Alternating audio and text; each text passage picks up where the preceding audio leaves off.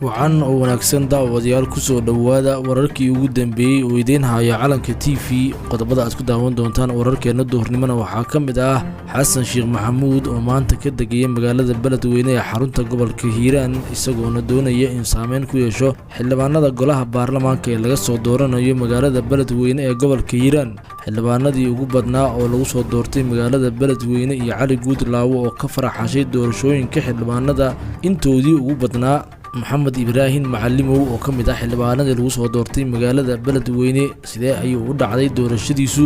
برنامج كينا أيام كوغادا ديجي دونا حبنا كمدا معارض كو ولورك ودا مقالة بلد ويني يقاركود وحفيسيدو دي لغا سوحري شيخ شريف شيخ أحمد أو يساحب دو هايان علي قودلاوي أيا حفيسيديا وقول لينا أي حسبي يسال لغا سوحري مقالة بلد ويني كدب مركي معارض كو ee halka isku ururiyeen waxa la sheegay Xasan Sheekh Maxamuud madaxweynihii hore ee Jamhuuriyadda Federaalka ah ee Soomaaliya inuu maanta kala degay door boorso oo lacag ah magaalada Beledweyne taliyihii hore ee hay'adda nabad sugidda iyo sirdoonka qaranka oo isna ku sugan magaalada Beledweyne oo kursi raadis ah ayaa la sheegay inuu Xasan Sheekh Maxamuud u ololeynayo Cali Guudlaawo arrinta aad u carooday ayaa inta badan xafiisyada looga ololeynayo iyo siyaasiyiinta u ololeynayay mucaaradka intaba soo kala ciiriyay waa sidee xaaladda magaalada Beledweyne oo maanta aad u kacsan iyadoo doorashooyinkii ugu badnaa ee xildhibaanada ay ka dhacayaan qaarkoodna laga doortay dowladda Mareykanka oo la shaaciyay siyaasiyiintii cunaqabataynta ay saartay siyaasiyiin badan oo mucaaradka ah oo ku soo baxay liiskaasi hadaba ay yihiin maxaa kamid ah ra'iisul wasaare Roble Xasan Sheekh Maxamuud Saciid Deni iyo sidoo kale Axmed Madoobe iyo Cabdiraxmaan Cabdishakuur intaba inay ku jiraan liiskaasi barnaamijkeena ayaad ku daawan doontaan qodobada iyo kuwa kale oo ay ku jiraan halka ay marayaan doorashooyinkii lagu waday inay ka dhacaan magaalooyinka Boosaaso iyo Galbaharey ayaan daawado kula wadaagi doonaa haddii ay tahay marka koobaad aad soo booqato channelkeena calanka TV subscribe doo furagan beelka si aad u noqoto daawadaha koobaad ee barnaamijyadeena mahadsanid aan ku bilaabay madaxweynihii hore ee Soomaaliya Xasan Sheekh Maxamuud ayaa maanta lagu wadaa inuu ka dego magaalada Beledweyne isagoo wata lacag aad u fara badan oo doonaya inuu xildhibaano badan ka soo saarto magaalada Beledweyne oo doorasho aad u xooggan ay maanta ka dhacday xildhibaanadii ugu badnaa ayaana maanta lagu soo doortay iyadoo madaxweynaha maamulkaasi Cali Guudlaawo uu ku guuleystay dhawaan inuu gaaro magaalada Beledweyne oo in muddo ah ay diidanayeen dadka shacabka ah ee degan sabab la xiriira in madaxweynaha oo in badan haysteen iyaga lagala wareegay madaxweynaha ayaa ku guuleystay inuu xildhibaanadii ugu dambeeyay maanta doorashadooda ku qabanayo magaalada Beledweyne ee xarunta gobolka Hiiraan iyadoo ay ku soo baxeen xildhibaano badan oo taageersan nabad iyo nolol halka kuwa kalena wali ay dhiman yihiin kuraasta maanta la doortay qaarkood la dooranayo waxaa kamid ah kursiga uu raadinayo Sanbalolshe iyo sidoo kale wasiirkii hore ee wasaaradda waxbarashada Cabdullaahi Goodax Barre siyaasiyiin kale oo badan oo si fiican looga yaqaan siyaasadda Soomaaliya Amiin Jeesow ayaa ku jira xildhibaanada soo baxana waxaa kamid ah Maxamed Ibraahim Macalimo oo ahaa afayeenka xukuumadda dowladda federaalka ee Soomaaliya oo dhawaan ku dhaawacmay qarax lala eegtay isagoo maraya wadada lambar 4 Xasan Sheekh Maxamuud ayaa ujeedka uu tagay magaalada Beledweyne waxay tahay xildhibaanada haray inuu soo saarto kadib markii uu ku fashilmay xildhibaanada beeshiisa inuu ka soo saarto magaalada Dhuusamareeb kadib khilaaf soo kala dhex galay isaga iyo madaxweynaha maamulkaasi Axmed Cabdi Kaariye Qorqor siyaasiyiin badan oo mucaaradka ah ayaa wakiiladooda u soo diray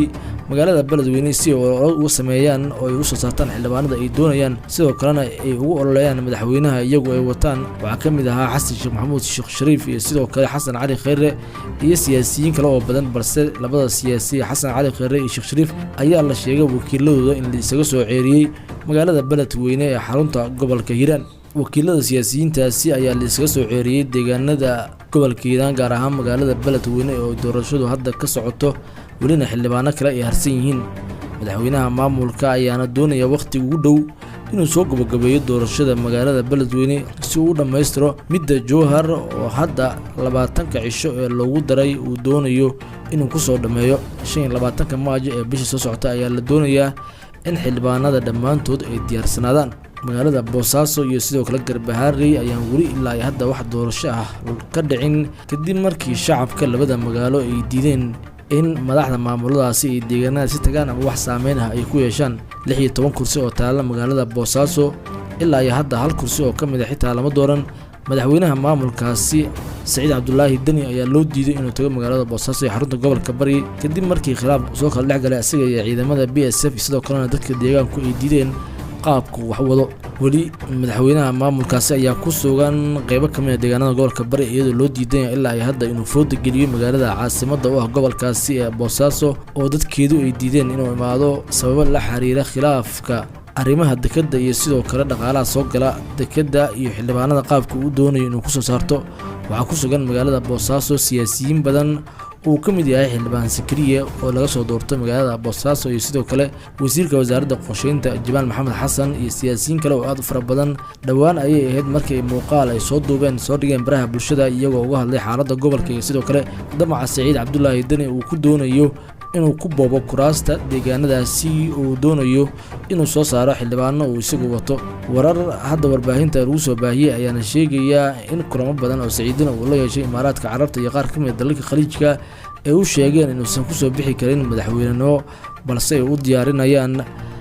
kursiga ra'iisul wasaaraha isaguna oo isaga rabo doorashooyinka uu sana shaacin musharaxnimadiisa taa ayaana dhawaan soo shacbaxday isagoona ka gaabsaday inuu shaaciyo inuu yahay musharax madaxweyne dhanka kale isimada Puntland ayaa culays ku saaray Saciidina hadduu doonayo inuu u tartamo musharax madaxweyne Soomaaliya inuu isaga tago xukunka Puntland uu qoraqla ku wareejiyo ama doorasho kale la galo xisbiyada mucaaradka maamulka Puntland ayaana arrintaas si wanaagsan u soo dhaweeyay dhinaca kale siyaasiyiin badan oo mucaarad ah ayaa lagu soo rogay xayiraadda waxaana la sheegay siyaasiyiintaasi inay ka mid yihiin sida aan horey kugu sheegaba ra'iisul wasaare Roble Cabdiraxmaan Cabdishakuur Xasan Sheekh Maxamuud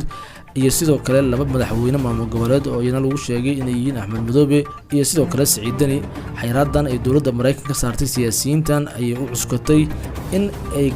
inay ka gaabiyeen arrimaha doorashooyinka siyaasiyiinta qaar oo mucaaradka oo aan doorashada shaqo ku lahayn ay isku dayeen inay curyaamiyaan horsocodka doorashooyinka qaar ka mid ah waxaa lagu helay inay shirar la qaateen dalal reer galbeed iyo isugu jira kuwa khaliijka ah oo doonayay curyaaminta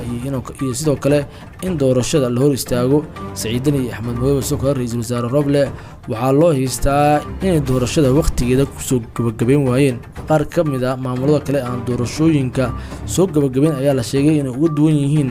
inaysanba asbuucyadan wax doorasho ah qaban halka kuwa kale qaarkood kuraasta dib loogu celiyay